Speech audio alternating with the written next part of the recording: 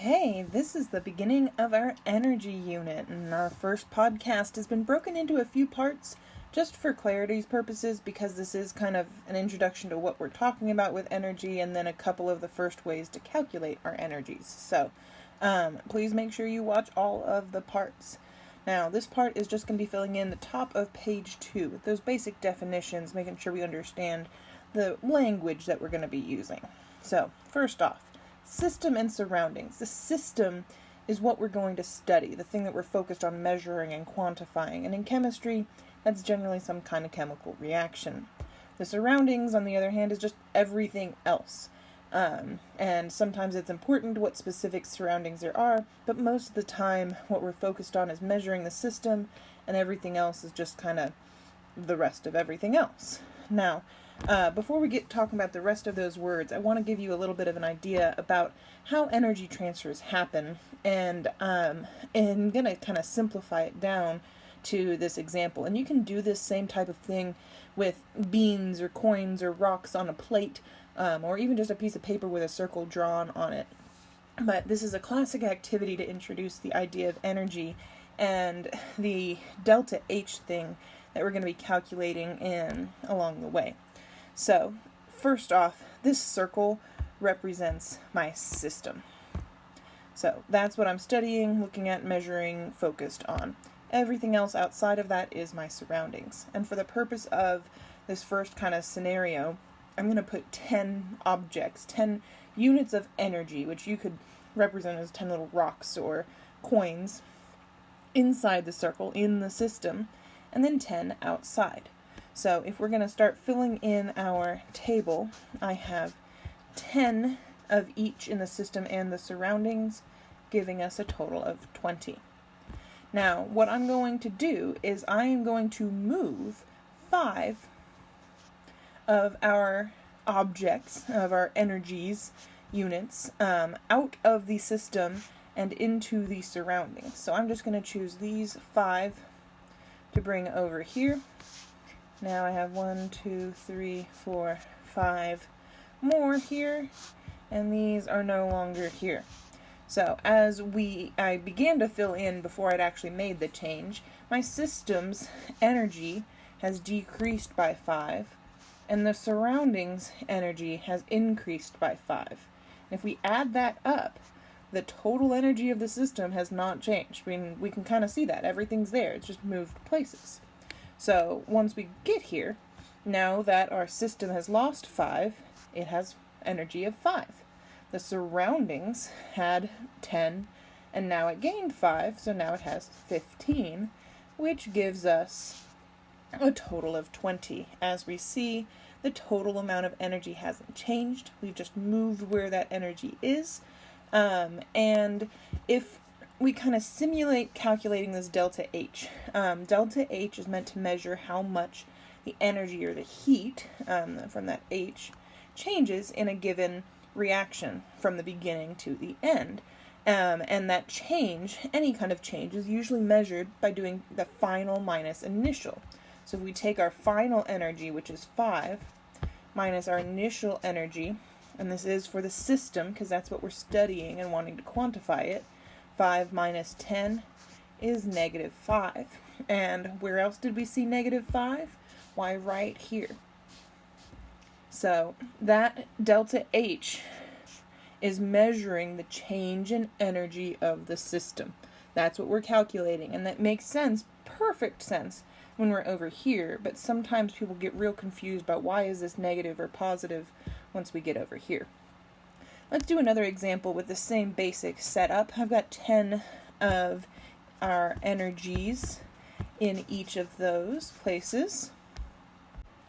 Now, this time, let's imagine that I'm moving, let's just say 3 energies from, or let's make it 4. 4 energies from the surroundings into the system. So that means that I'm going to be adding these 4 in here, and they are no longer out here.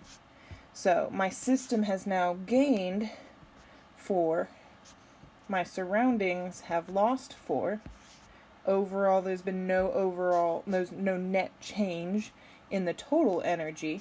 because the final energy here is going to be 14 in the system and 6 outside the system. You can count them and feel those changes happening. We still have that total of 20. Now if we simulate that delta H calculation again, final here is 14 minus my initial energy in my system was 10, and that is a positive 4. And I didn't write the positive on my delta H. I could have, but it's just 4. But that is positive because my system was gaining energy, which means that it was positive. So that situation, just to get you thinking about energy as units, it moves around just like anything else. And what we observed here was the first law of thermodynamics, so the idea that the total energy of a system and its surroundings is constant. If we understand that the system being added to the surroundings together is our total energy, that total energy is going to be conserved. Now, you might look around you and see some examples of why things might not seem to have the same amount of energy before and after something happens. But sometimes there's some sneaky energies that you can't see, that you think it's losing that energy, but really it's being converted to sound, or just some, friction will kind of steal some of the energy of an object. You're like, well, why doesn't it just keep going forever if it has the same amount of energy? Well, it does have the same total energy. It's just dropping off little bits of energy along the way to some places that you didn't really notice. Getting back to our vocabulary words that we need to focus on, this idea of endothermic and exothermic is what we saw in that activity. There's 2 different types of change that can happen to energy based on the direction that it's going.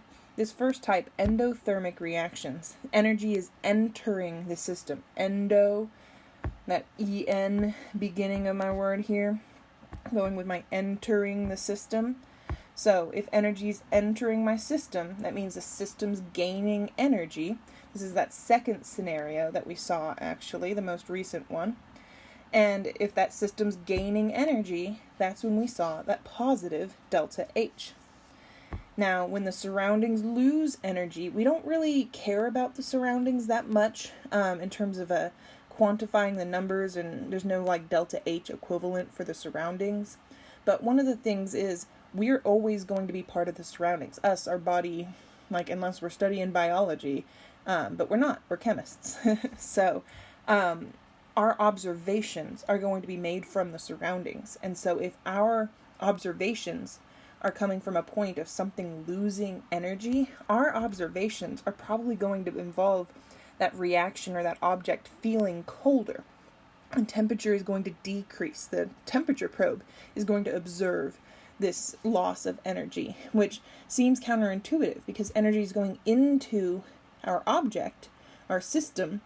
You'd think that would gain heat, but that energy isn't necessarily heat energy. Sometimes it is, sometimes it isn't. A lot of times when that energy goes into the system, it's getting used for something. It's being stored in the system. It's not kind of exposed. So because we're in the surroundings and we can only measure and experience the surroundings, we feel less energy, and less energy, specifically less heat, means that it feels cold. Technically, and this is a whole nother thing, and I'm not going to get into it here, come join my live classroom to have this conversation if you want, but technically there's no such thing as cold. Cold is the absence of heat, just like darkness is the absence of light. There is no darkness. Darkness is just level 0 on the lightness scale. There is no such thing as cold. Cold is just kind of the negative side of the heat scale. So it feels less hot. It is going to feel cold. That's our perception of something being less hot. But technically there is no cold. Now, exothermic is going to be the opposite. Exothermic, this time our energy is exiting the system, which means that it is losing energy. And we should see that negative delta H happening, like the first scenario that we saw with the circle activity. And if that energy is being lost from the system, it has to go somewhere, which means it's going to the surroundings. The surroundings are gaining energy. And if we observe that change, we feel it or measure it, then that is going to feel warmer. We're going to see that temperature increase. So, hopefully you get these basics. We're going to go into a whole lot more detail about this delta H thing, but delta H is technically something called enthalpy, and it's a really weird word, and we're going to talk about it a whole lot more this unit, but that enthalpy is just the difference between the energy of the products and the energy of the reactants, which is what we were doing with that circle activity. We just called it final energy and initial energy. But if you remember, in a chemical reaction, we go from our reactants to our products. So the products are our final and our reactants are our initial. So we're going to be finding the difference in energy, that change in energy of the system, like we saw with that circle. And we're actually going to calculate it. And don't worry about this equation too much now. We're going to have one of our sections of this podcast goes over this law of summation. But we are going to be actually putting numbers to things and calculating this delta H. And it all comes down to stuff just as simple as that circle. So no matter how complicated the chemical reaction might look, narrow it down, simplify it down to that circle in your head, or just draw that picture in order to envision this change, and it might help. Now, you can technically get started on pages 5 and 6. Not a whole lot of it goes over these basics, but these first few problems are. So maybe go ahead and do these top of the page problems, and then watch your other podcasts, or just watch all of the podcasts all together and come and do all of pages 5 and 6. But that's it for this one.